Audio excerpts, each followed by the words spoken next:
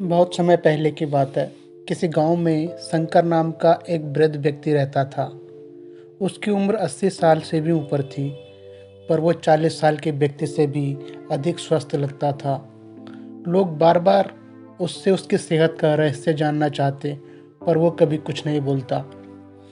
एक दिन राजा को भी उसके बारे में पता चला और वो भी उसकी सेहत का रहस्य जानने के लिए उत्सुक हो गए। राजा ने अपने गुप्तचरों से शंकर पर नजर रखने को कहा।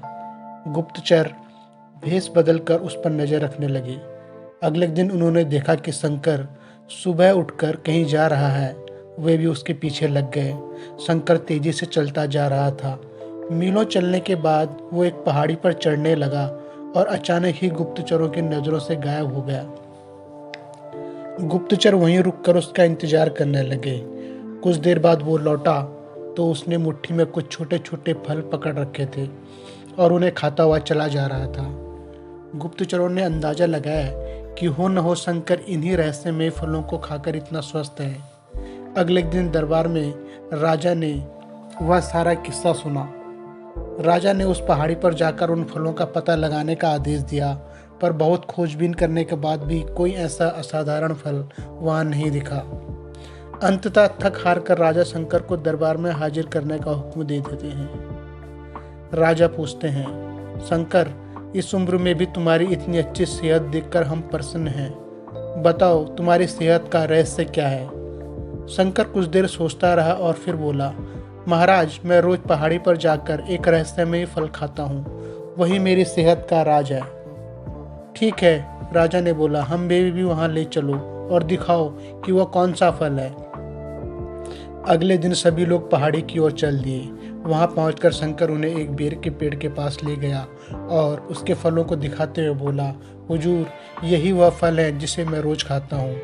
राजा बहुत क्रोधित हुए और बोले, तुम हमें मूर्ख समझते हो। यह फल हर रोज हजारों लोग खाते हैं, पर सभी तुम्हारी तरह सेहतमंद क्यों नहीं है? शंकर विनम्रता से बोला, महाराज, हर रोज हजारों लोग जो फल खाते हैं वो बेर का फल होता है, पर जो मैं फल खाता हूँ वो सिर्फ बेर का फल नहीं होता है, वो मेरी मेहनत का फल होता है। इसे खाने के लिए मैं रोज सुबह 10 मील पैदल चलता हूँ, जिससे मेरे शरीर की अच्छी वर्जिश हो जाती है और सुबह की अच्छी हवा मेरे लिए जड़ी बूटियों का काम करती है। बस यही मेरी सेहत का रहस्य है। राजा शंकर की बात समझ चुके थे। उन्होंने शंकर को बहुत सारे स्वर्ण मुद्राएं देते हुए सम्मानित किया और अपनी प्रजा को भी शारीरिक श्रम करने की नसीहत दी। दोस्तों, आज टेक्नोलॉजी ने हमारी ज़िंदगी को बिल्कुल आसान बना दिया है।